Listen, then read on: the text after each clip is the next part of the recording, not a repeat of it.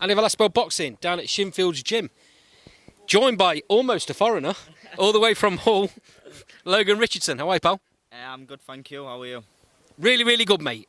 For people that are watching our channel that haven't seen you, because a lot of stuff that we do is fairly local, so let me just give a little bit of background knowledge. You're 6-0. Yeah.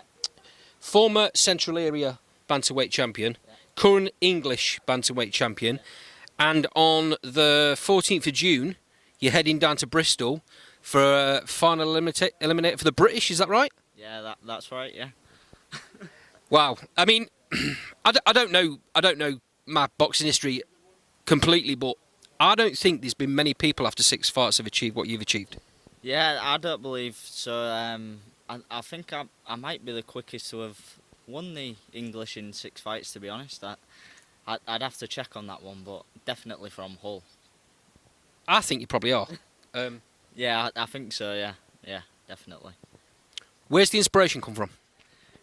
Well, to be honest, my brother's here as well today, Louis.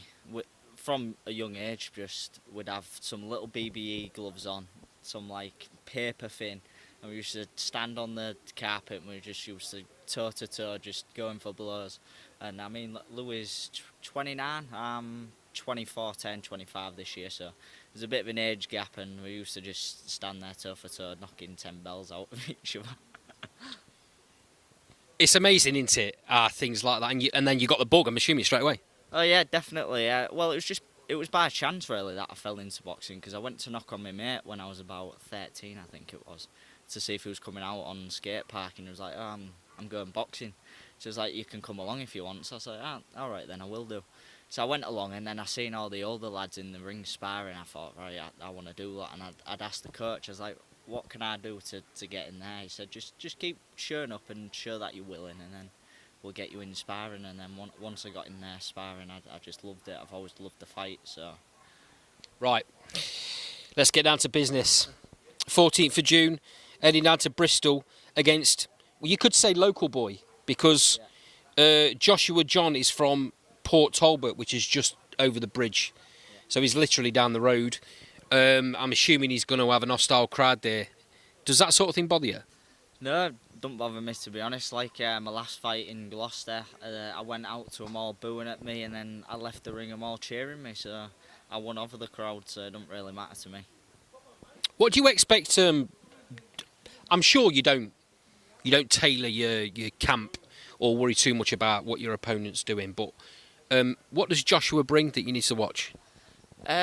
Well, he's a sharpshooter, I'd say, but flight of foot. So I expect him to come in and box. So it's going to be like cat and mouse. I'm just going to be chasing him, and eventually I will get to him and I'll stop him.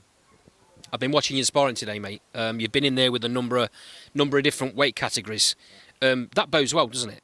Yeah, definitely. I've always been sparring people. I mean, I do rounds with my brother, and he's a super welter, so bantamweight, and we have good tear-ups, and our coach has to tell us to calm it down half the time. You've got a real, I call Mexican style, a real dynamo, come forward, big puncher. What fight is your inspiration? Well, to be honest, my favourite current fighter at the minute is Nick Ball, and he's quite similar, I'd say. Likes to go in, walk him down, and go to work. Logan, I really appreciate your time. We'll keep these short and sweet because I know you've got a long drive back. That's why Boxing is going to be watching you going forward. I'm really impressed with what I've seen so far. Thank you. Thanks for having me. Nice one, mate. Thank you. Cheers. Thank you. Cheers.